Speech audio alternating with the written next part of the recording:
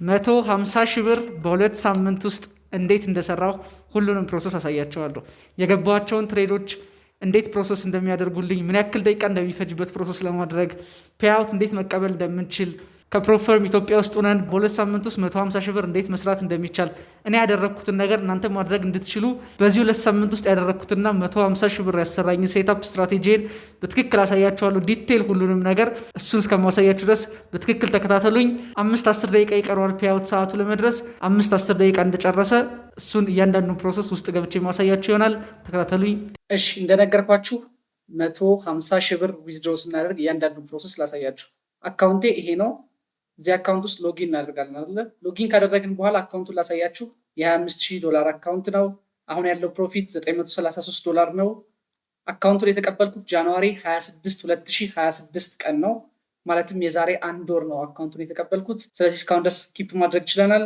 ዊን ሬት፣ ሪስክ ቱ ሪዋርድ ምናምን እዚህ ጋር እንደምታዩት በግራፍ አሪፍ ነው።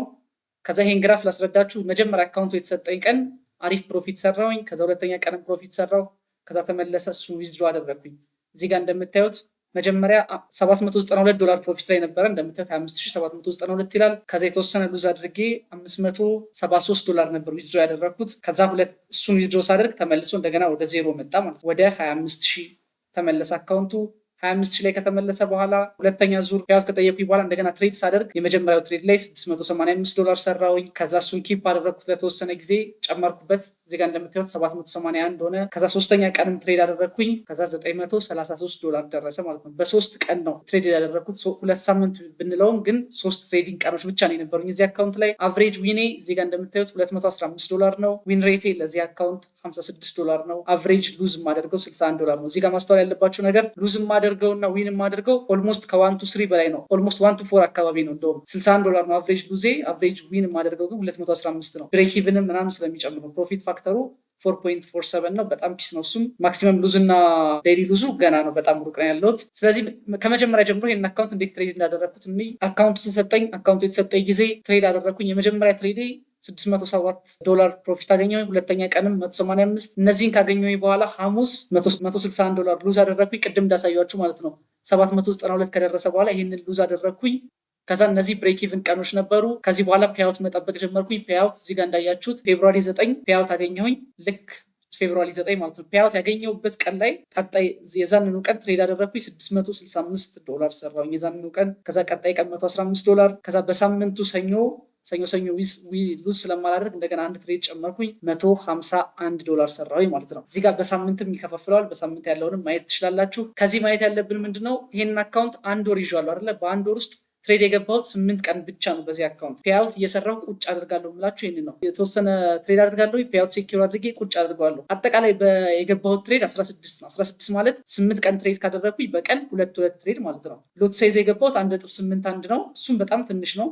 ሎት ሳይዝም እንዴት ማኔጅ እንደማድረግ እሱ ጋር ማየት ትችላላችሁ። በ16 ትሬድ 1.18 ማለት ኦልሞስት በትሬድ 0.1 አካባቢ ነው በአቨሬጅ የምገባው ማለት ነው። ቢገስት ዊን ያደረግኩት ትሬድ $616 ነው በአንድ ትሬድ። ቢገስት ሉዝ ደግሞ 106 ነው። እዚህ ጋር ተመሳሳይ ማየት ያለባችሁ ነገር ዋናው ሪስክ ማኔጅመንት ነው።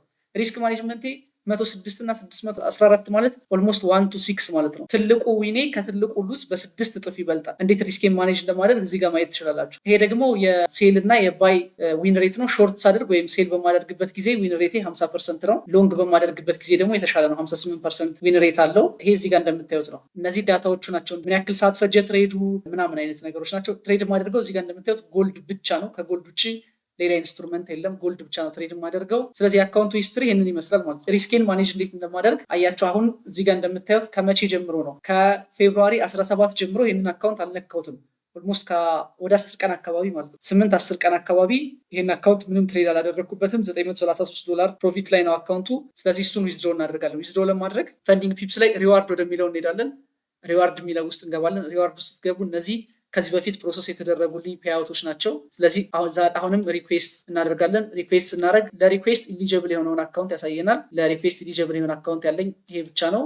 $933 ሪዋርዱን እንጽፋለን። 933 ብለን .66 ብለን እንጽፋለን ማለት ነው። ከዛ ሴሌክት ፔመንት ሜትድ ይላል። ፔመንት ሜትድ ካላችሁ ባንክ ትራንስፈር ኢትዮጵያ ውስጥ አይሰራም። ካርድ ካላችሁ በካርድ ራይዝ የምትፈልጉ ከሆነ በራይዝ፣ እኔ ግን ክሪፕቶ ስለምፈልግ ክሪፕቶ መርጣለሁ ማለት ነው። ክሪፕቶ ዋሌት እዚህ ጋር አድ ማድረግ የምትፈልጉ ከሆነ ሌላ ክሪፕቶ ዋሌት አድ ማድረግ ትችላላችሁ።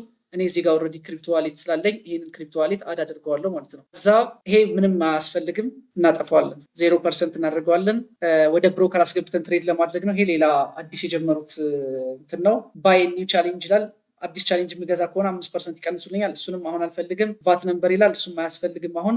እዛ እዚህ ጋር ቀጣይ የቀረን ነገር ምን ያላስገባነውን ነገር ቼክ እናደርጋለን። ሁሉንም ነገር አስገብተናል። 6.65 እናድርገው። ያላስገባነው ነገር አለ፣ እሱን ቼክ እናደርጋለን። እሺ ሁሉንም አስገብተናል። እዚህ ጋር ተርምስ ኤንድ ኮንዲሽንስ፣ እሺ ይሄ ትክክል ነው። ሁሉንም ነገር አሟልተናል። እሺ ተርምስ ኤንድ ኮንዲሽንስ እንደዚህ ማንበብ አለብን መሰለኝ። እነሱን ካነበብን በኋላ እንደገና ክሌም ማይ ሪዋርድ እንለዋለን። $736 ነው ቆራርጦ የሚደርስ 80% እነሱ ስለሚወስዱት ማለት ነው። ከዛ እዚህ ጋር ክሌም ማይ ሪዋርድ እለዋለሁ። አሁን በስልክ ባይናንስ ላይ ሲገባ አሳያቸዋለሁ ማለት ነው። አሁን ይኸው ኢሜይል እየገባልኝ ነው። ሪዋርድ ፕሮሰስድ ሚል እዚህ ጋር እንደምታዩት ሪዋርድ ፕሮሰስድ ሚል ኢሜይል ገባልኝ ማለት ነው። ኢሜይሉን ከፍቼ ላሳያችሁ። በዚህም አሁን ባይናንስ ላይ ብሩ ሲገባ ደግሞ ማሳያችሁ ይሆናል። ይኸው ሪኩዌስት ያደረግኩበት ኢሜይል ከ0 ደቂቃ በፊት አንድ፣ ከዛ ይኸው እዚህ ጋር እንደገና ሪዋርድ ፕሮሰስድ ሰክሰስፉሊ ሪዋርድ ፕሮሰስ እንዳደረጉልኝ እዚህ ጋር ያሳያል። ምንም ደቂቃ አልፈጅባቸው። ፈንዲንግ ፒፕስ አዲስ ሲስተም ጀምሯል እና አዲሱ ሲስተም ኢሚዲየት ነው ፒያውት የሚሰጠን። ስለዚህ አሁን ባይናንስ ላይ እስከሚገባ ድረስ ነው የምንጠብቀው ማለት ነው። ባይናንስ ላይ ሲገባ እሱን አሳያችሁና ይህንን ቪዲዮ እንጨርሳለን ማለት ነው። እና ሌላ ማወቅ ያለባችሁ ነገር ፈንዲንግ ፒፕስን የምትጠቀሙ ከሆነ ከ2% በላይ ሪስክ ማድረግ የለባችሁም። ስፔሻሊ ፈንድድ አካውንታችሁ ላይ ከ2% በላይ ሪስክ ማድረግ የለባችሁም። ይሄው እዚህ ጋር እንደምታዩት ባይናንስም ልኮልኛል $714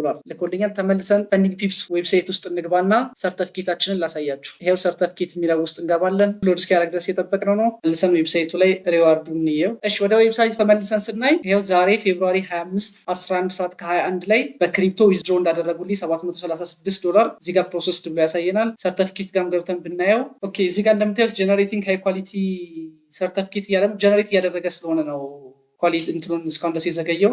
ኦኬ እስካሁን ድረስ አልመጣም ሰርተፊኬታችን። ጀነሬት አድርጎ ሲጨርስ ሰርተፊኬቱን ማሳያችሁ ይሆናል።